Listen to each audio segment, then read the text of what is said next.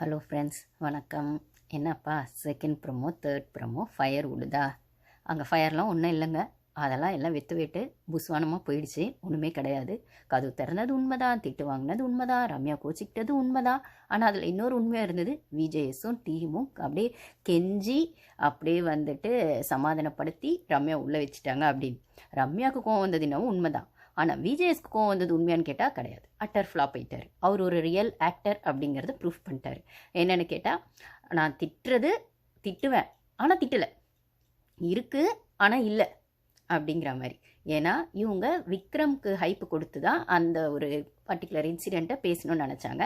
அதில் தக்காளி தொக்கா மாட்டினது ரம்யா ஆப்வியஸாக போய் தான் சொல்கிறாங்க. ஏன்னா அந்த விஷயங்கள் லைவில் இப்போ கூட வந்து வியானாக்கோ பாருக்கோ நடுவில் போச்சு. ஸோ அந்த விஷயத்தில் அவங்க டாஸ்கில் தலையாக இருக்கணுமா, இல்லைனா வந்து எந்த டீமுக்கு இருக்காங்களோ அந்த டீமுக்கு அந்த கமலாவாக இருந்தாங்க இல்லைங்களா, அந்த கேரக்டராக இருக்கணுமான்றதுல அப்பப்போ கொஞ்சம் குழம்பி தான் வந்தாங்க. இது அவங்களுக்கு மட்டும் இல்லைங்க. எப்பயுமே டாஸ்க் வைக்கும்போது அங்கே உள்ள தலையாக இருக்கவங்களுக்கு வர கன்ஃபியூஷன் தான். போன சீசனில் கூட மஞ்சரி அப்படி தான் அடி வாங்கியிருப்பாங்கன்னு சொல்லும்போது, எஃப்ஜேக்கு நீங்கள் ஒரு விஷயம் சொன்னீங்க, அவங்க டாஸ்க்லேருந்து வெளில வரும்போது கேரக்டர்லேருந்து வெளில வரும்போது நீங்கள் கேரக்டராக போங்க அப்படின்னு சொல்லி. ஆனால் ஒரு சில விஷயங்கள் டாஸ்க்குள்ளேயே நடக்கும். அப்போ அவங்க கேரக்டராகவும் இருப்பாங்க, ஆனால் அந்த கேமும் ஆடுவாங்கன்னு சொல்லும்போது அந்த இடத்துல எந்த தலையாக இருந்தாலும் அந்த கன்ஃபியூஷன் வரும்னா, ரம்யா அவங்க கேமை அந்த இடத்துல ஆடுற இடத்துல ரம்யாவை சொன்னது போய் தான். ஆப்வியஸாக பாரு வந்து ரம்யா கிட்ட சொல்லியிருப்பாங்க, ரம்யாவுக்கு தெரியும். ஆனால் அவங்க அதை ஒத்துக்க மாட்டாங்க. ஏன்னா ரம்யாவோட டபுள் கேம் தான் நம்மளுக்கு தெரியும். அதான் அவர் ஹோஸ்ட் சொல்வார், இவங்க கேம்னா எங்ககிட்ட வேணாம், உங்களுக்கு இஷ்டம் இல்லைன்னா கிளம்புங்க அப்படிங்கிற மாதிரி சொல்வார். கதவும் திறக்குது. ஆனால் ரம்யாவும் கிளம்பிட்டாங்க. ஆனால் கிளம்புனவங்கள இவங்க கையை காலை பிடிச்சி கூப்பிட்டு வந்து உள்ளே நிறுத்திட்டாங்க. ஸோ ரம்யா வெளியிலலாம் போகலை. அவங்க போகணும்னு நினச்சது உண்மைதான், கோவம் வந்தது உண்மைதான். ஆனால் அவங்கள போகிறீங்களான்னு ஹோஸ்ட் கேட்டது மட்டும்தான் போய். எப்படி அரோராவை கேட்டாங்க ஒரு 3 வாரத்துக்கு முன்னாடி, கொஞ்சம் அப்படி ஃப்ளாஷ்பேக் போங்க, வேணும்னா கதவு திறந்து வைக்கிறேன் கிளம்புங்க அப்படின்னு சொல்லும்போது அரோரா கம்முன்னு நின்னாங்க. அப்போ வந்து ரம்யாவும் அப்படி நின்று இருந்தால் இவர் திட்டின திட்டு செல்லுபடியாக இருக்கும். ரம்யாவும் அரோராவும் ஒன்றா? அரோரா முன்னாடி பேசுகிறத விடவும் பின்னாடி தான் காசிப் பேசுவாங்க.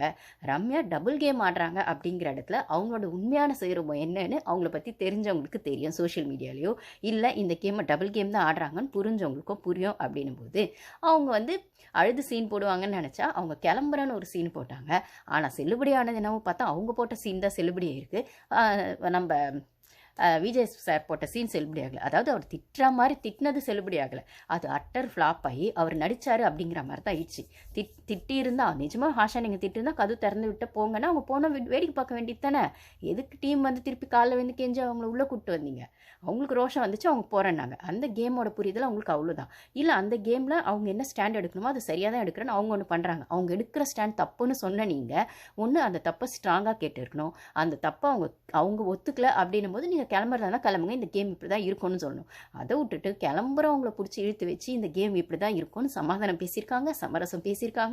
அப்படியே உட்காந்து சரி சமமாக வந்து அவங்கள வந்து கெஞ்சி உள்ளே வச்சுருக்காங்க. இதே விஷயத்தை நீங்கள் பார்வகிட்ட காட்டுவீங்களா? உங்கள் வீரப்ப என்னென்ன திட்டுவீங்க, அவ்வளோ வாங்கிக்குவாங்க அவங்க. அது வாங்கிக்கிறதுக்கு என்ன ரம்யா என்ன பார்வா? நீங்கள் என்ன சொன்னாலும் வாங்கிக்கிறதுக்கு கம்முன்னு இருக்கிறதுக்கு? இல்லை திவாகரா? அந்த ரம்யா தான். அவங்க காட்டிட்டாங்க. இந்த இடத்துல தோற்று போனது டீமும் விஜய்ஸ் தான். ஸோ ரம்யா வெளிலெல்லாம் போகல. அவங்கள வந்து அவங்க கிளம்ப கதவுலாம் திறக்குதுன்னு டென்ஷனாக இவங்க தான் வந்து அதுக்கப்புறம் உட்காந்து கேம் இப்படி தான் அப்படின்னு. ஸோ ஆக்சுவலாக அங்கே என்ன நடந்தது அப்படின்னு சொன்னால், வியானா அஃபண்ட் ஆனது உண்மை, ரம்யா கேம் ஆடினது உண்மை. ஆனால் அவங்க கேம்குள்ளே அவங்க கேம் அவங்க ஆடினாங்க. என்னப்பா குழப்பறீங்க அப்படின்னு கேட்டால், அது நடந்தது அந்த நெக்லஸ் டாஸ்க்குள்ளே நடந்துச்சு.